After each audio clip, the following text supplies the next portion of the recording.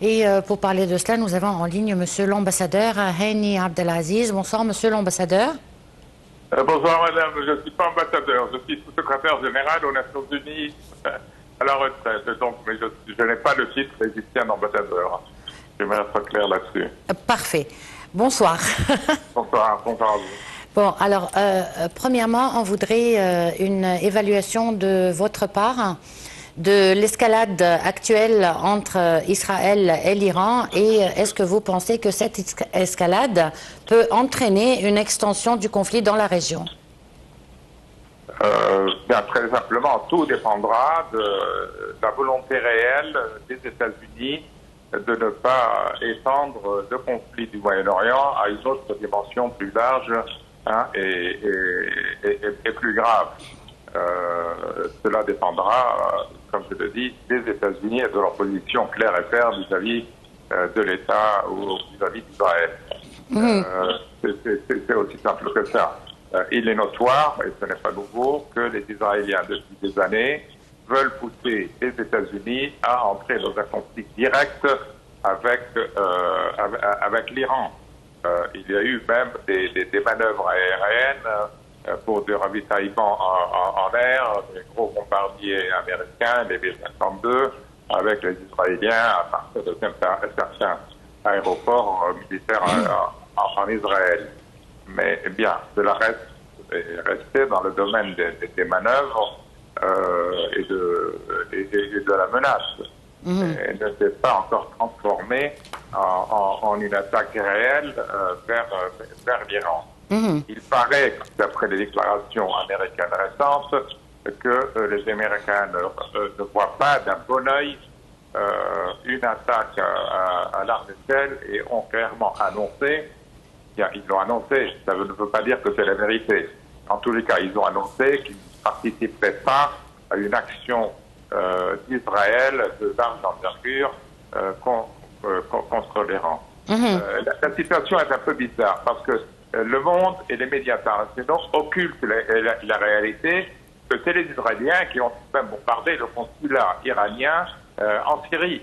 Donc il y a des causes. Les Iraniens ne se sont pas attaqués à Israël sans raison et soudainement. Ils ont riposté à une attaque qui a tout de même fait de nombreux morts parmi des officiels civils et militaires iraniens qui se trouvaient à ce moment-là dans le bâtiment du consulat. Donc, c'est occulté par les médias internationaux, mais l'Iran a riposté à sa manière et de manière tout à fait conservatrice.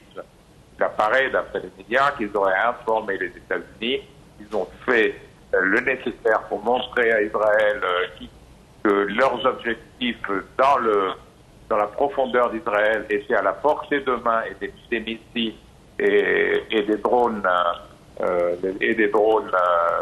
iraniens, mais ils auraient fait le nécessaire pour qu'il n'y ait pas de morts ou de dégâts importants.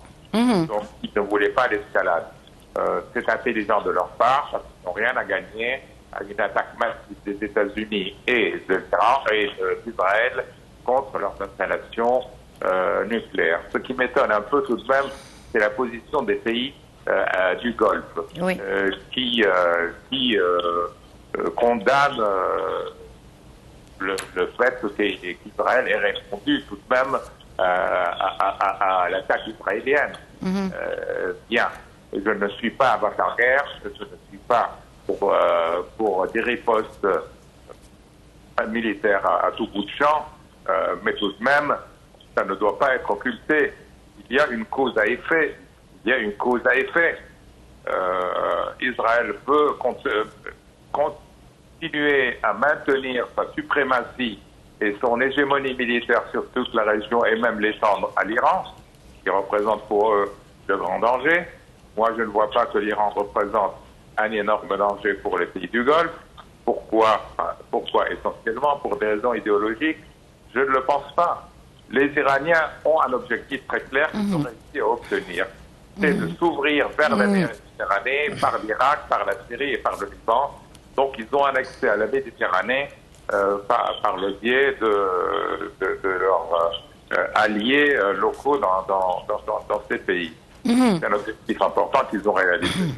Je ne vois pas les Iraniens étant si peu informés, si peu raisonnables, que d'aller provoquer une réponse israélienne, américaine de large envergure.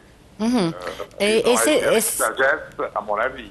d'accord. Et cette action de la part de l'Iran, comment va-t-elle affecter les Palestiniens?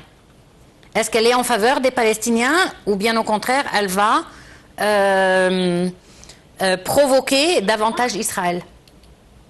Non, je ne pense pas. Les Israéliens ont décidé qu'ils vont anéantir et exterminer les Palestiniens, qu'ils les obligeront d'une manière ou d'une autre à quitter la bande de Gaza, s'expatrier, ils l'ont bien dit, vers l'Égypte et vers la Jordanie. Mais moi, je ne trouve pas de difficulté du tout avec le nouveau port que les Américains sont en train de construire à Gaza, que les pays européens et les États-Unis reçoivent 500 000 ou 1 million de réfugiés palestiniens et vider la cause palestinienne. Et ce contexte-là, c'est un élément important. Et de laisser dans la région ce que j'appellerais moi-même, ce qui s'est passé en Afrique du Sud, des Bantoustans, c'est-à-dire des petits villages, des petites communautés de Gazaouis soumis pratiquement comme esclaves, des Bantoustans comme l'Afrique du Sud d'apartheid avait fait. Je pense que c'est un objectif israélien de démanteler la Palestine en deux parties et maintenant de démanteler Gaza, on le sait bien, entre le nord et le sud, aussi en deux parties ou trois parties, création, fragmentation de l'entité palestinienne. Oui, la fragmentation. Voilà. Donc, à votre avis, quel est l'intérêt de l'Iran, alors, maintenant, à être en conflit avec Israël ou à provoquer Israël? Non, ils n'ont pas intérêt à provoquer Israël parce qu'il est clair que s'ils provoquent Israël trop loin, les Américains vont intervenir clairement. Je pense que un de leurs porte-avions nucléaires est en route déjà à partir des États-Unis vers la Méditerranée, encore une fois, comme c'était au début de la guerre à Gaza. Donc, ils n'ont aucun intérêt de se voir détruire encore une fois les installations nucléaires civiles ou militaires qu'ils sont en train de construire depuis de nombreuses années, malgré les sanctions qui durent depuis une quarantaine d'années. Donc, ils n'ont pas intérêt à le faire. C'est Israël seulement qui a un intérêt à faire escalader, et ça, ce n'est pas parce que de la propagande que je fais, c'est les seuls qui ont intérêt à détruire ces capacités iraniennes dans l'immédiat. L'Europe se tient est mal à l'aise, elle ne se prononce presque pas, parce qu'elle doit suivre un peu les États-Unis, ce sont des États vassaux, comme je l'ai dit souvent, ils reçoivent leurs instructions dans les consultations qu'ils ont avec les États-Unis.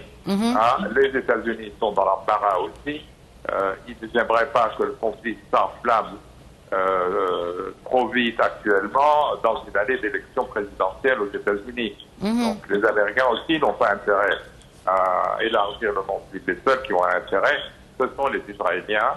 Heureusement que les Iraniens ont été intelligents et ont riposté tout de même de manière mesurée, c'est-à-dire de manière limitée, pour ne pas provoquer tout de même la foudre israélo-américaine. Mais vous pensez que cette situation, elle va se développer davantage ou bien, au contraire, elle va se calmer? Regardez, bien sûr, personne n'a une boule de cristal. Et ces questions-là se décident. Mais bien sûr, Israël va riposter. Ça, c'est clair. Et dans quelle mesure, je pense que ça devra être limité, puisqu'ils n'ont pas le soutien américain total et inconditionnel sur ce sujet précis. Pour d'autres, ils l'ont. Pour cela, ils n'ont pas le soutien américain inconditionnel et sans limite. Comme je l'ai dit d'abord, c'est une année d'élection présidentielle aux États-Unis. Ils ont besoin des votes à droite et à gauche. et les États-Unis n'ont pas grand-chose à gagner. Au contraire, leur politique plutôt, comment dirais-je, j'ose même pas dire calme, qui pousse essentiellement à la normalisation des relations entre les pays arabes qui entourent Israël, en particulier l'Arabie saoudite, est en bonne voie. Donc, l'accord Abraham, ça s'appelle. Voilà. Donc, c'est là leur objectif essentiel et stratégique auquel ils veulent aboutir. Et je ne pense pas qu'ils veulent s'en départir au profit des intérêts immédiats israéliens. Ils vont faire attention ces temps-ci. Ça ne veut pas dire qu'il y a un changement radical de la politique américaine vers le Moyen-Orient et leur soutien, je répète, inconditionnel à Israël. Non, il n'y a pas de changement essentiel, et ils veulent l'obtenir par des moyens beaucoup plus simples, moins dramatiques et moins violents qu'Israël le voudrait. Et concernant le conflit à Gaza, va-t-on attendre que tous les Palestiniens soient exterminés? C'est en bonne voie. Malheureusement, je dois commencer à le reconnaître que c'est en bonne voie. J'ai déjà un peu répondu. Exterminer peut-être pas tous, mais pousser à quitter le pays où ils sont nés vers d'autres cieux plus calmes, où ils vivraient ici plus ou moins normal, comme un peu pas tout à fait normal, tout de même, parce que la situation des immigrés et réfugiés, même ukrainiens en Europe, n'est pas la meilleure des aussi. Les Européens en ont assez de recevoir tous ces immigrés. Mais pour vider le conflit palestinien, moi je n'aime pas dire le conflit Gaza-Israël. C'est un conflit palestinien-israélien. Entre la Palestine, c'est pas parce que le terrorisme ne s'est pas enflammé, c'est parce que la direction là-bas est beaucoup plus calme et beaucoup plus âgée, donc prend beaucoup de précautions. Oui. Mais non, l'idée c'est de vider le contexte palestinien. Il n'y a plus de cause qu'il y ait des morts tout le temps, je l'ai bien dit.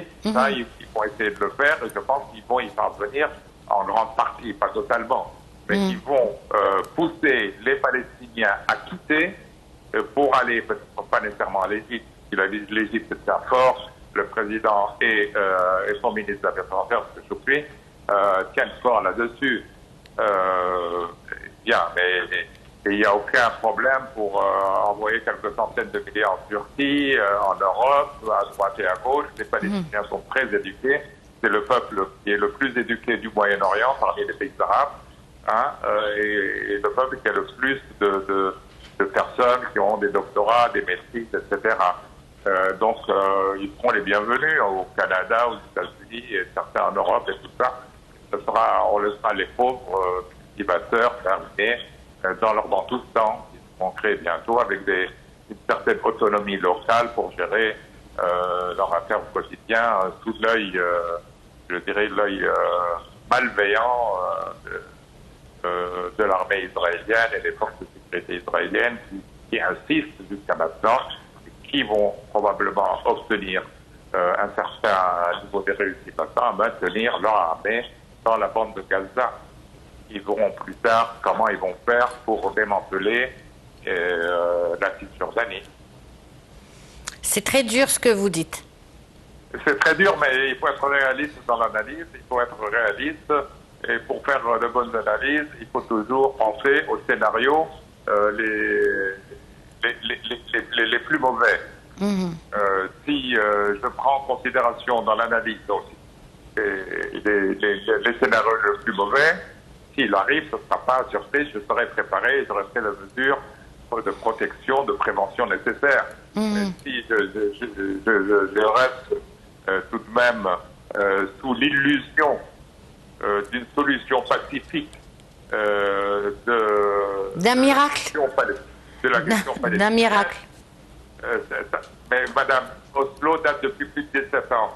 On n'a pas bougé d'un droit, malgré qu'Oslo est une défaite diplomatique totale des Palestiniens, des pays arabes. Je comprends. Je comprends que vous parlez d'une manière objective, mais cette situation dans laquelle se trouvent aujourd'hui les Gazaouis est une situation très difficile. Et en tout cas, toutes nos prières sont pour les Gazaouis. Je vous remercie beaucoup pour cette intervention.